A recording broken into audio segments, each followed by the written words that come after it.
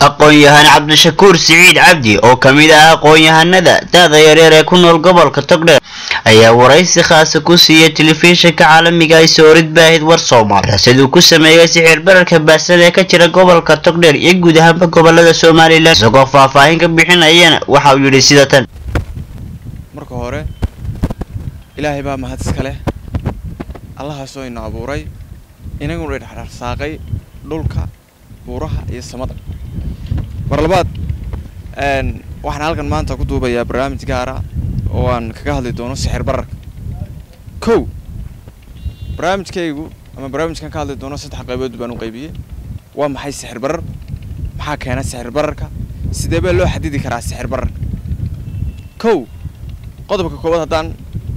aan isku dayo mas'aasha koowaad waa maxay sicir bararku waa korokac ku yimaada alaabooyinka la iibsado iyo adeega la bixiyo sida cuntada qalabka dhismaha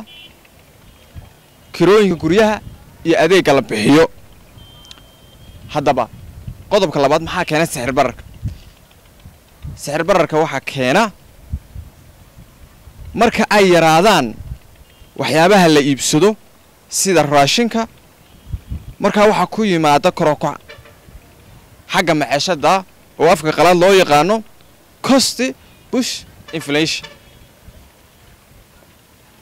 haddaba sidee baa loo xadidi karaa sicir bararka in siyaasad ku saabsan xagga wax soo saarka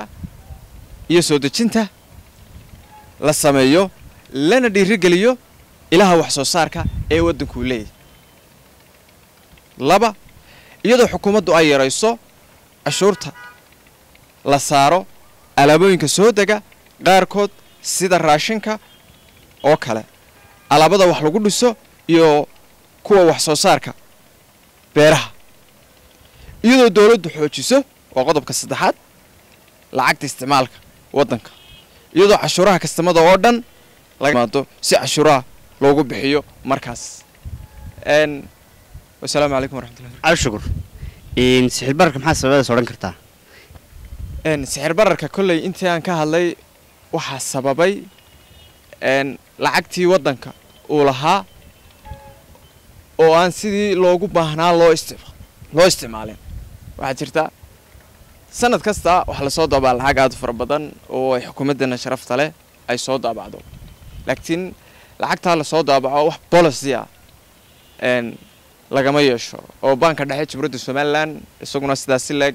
policy cayiman uma dajiyo waan ognay maanta halkii dollar wuxuu marayaa 10,000 waa ayaan darada maanta waddanka ka jirta dawladdii daahir yaale ka hayn 6,000 buu ahaa dawladdan maanta jirta oo hogaaminayo Mudane Axmed Maxamed Maxamuud Aadan Silaanyo itaalkeediya karaankeedaba muu dhaafin 6,500 ilaa 7,000 laakiin waxaad moodaa maanta mas'uuliyiinta xilka inoo haya ee madaxda ah inaanay wax qorshe aanay ka yeelan sicir bararka sidoo kale sicir bararkii wasaarka la dhiirigeliyo beerihii dib loo fasho dawladdu qorshe cad ay geesta kalena mar aan su'aal ka weydiinay maxaa sicir bararka baasan ee ka jira Soomaaliland maxaa lagu yareyn karaa maadaama aynu ka soo baxnay xilli adag oo abaarka Soomaaliland su'aalaad wanaagsan waddanku maanta wuxuu marayaa xaalad kala guur ah runtii doorashooyin bay nagu soo fool leh dawladda maanta jirta sicir bararka maanta taagan waxba kama qaban karayso waayo iyadii baaba sii socota saan filayaa anigu marka dawladda dambe insha Allah dhalan doonta ayaa wax ka qaban doonta runtii madaxda maanta ee waddanka ay noo hayaana waa madax aqoon iyo cilmiba lagu tumeeyo ma ahayn maanta in ummadii oo abaara ay soo duleeyeen abaara barakiciyeen haddii laga koraayo sicir bararkii waxba laga qaban waayo marka waxaan leeyahay anigu waan ku talin lahaa ama aragtideedu tahay Shaakirow in maanta xukuumadda jirta aan waxba ka qaban karayn laakiin waxa ka qaban doonta sidaan filayaan aaminsanahay xukuumadda soo dhalan doonta haddii Ilaahay ka dhigo waayo oo la goyn kari waayaba kullu intaasan filayaa inuu sicir bararku haddii ay qorshe cad laga yeelan karo uu yimaado cuntadii oo kor u kacda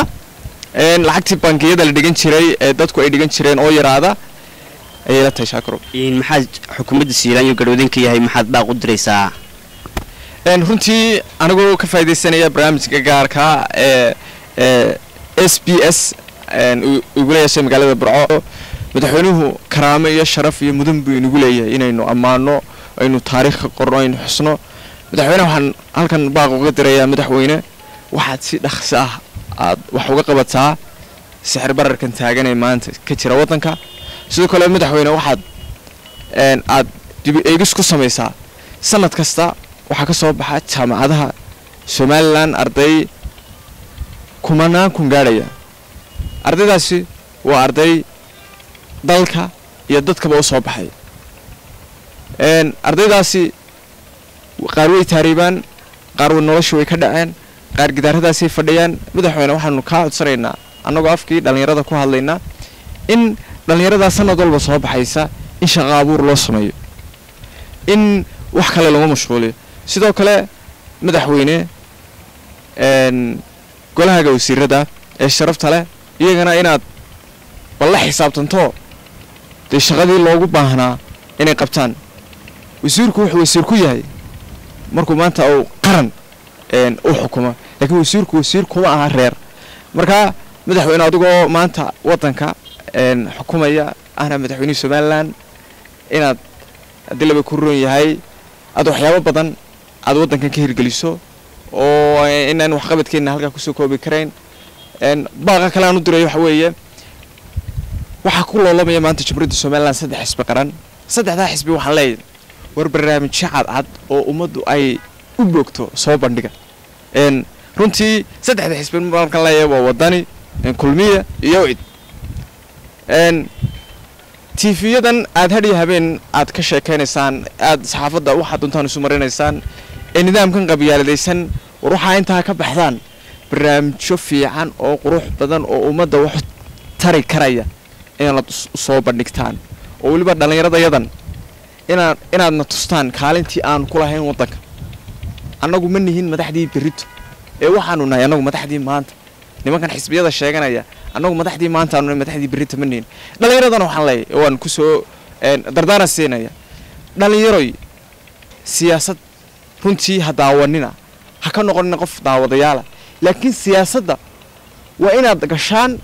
waa inaad xooggiina iyo muruqiina iyo tamartiinaba aad isugu geysaan hadda tiin dhalinyaradii Somaliland nimankan xisbiga aad baan u salaamayaa barnaamijka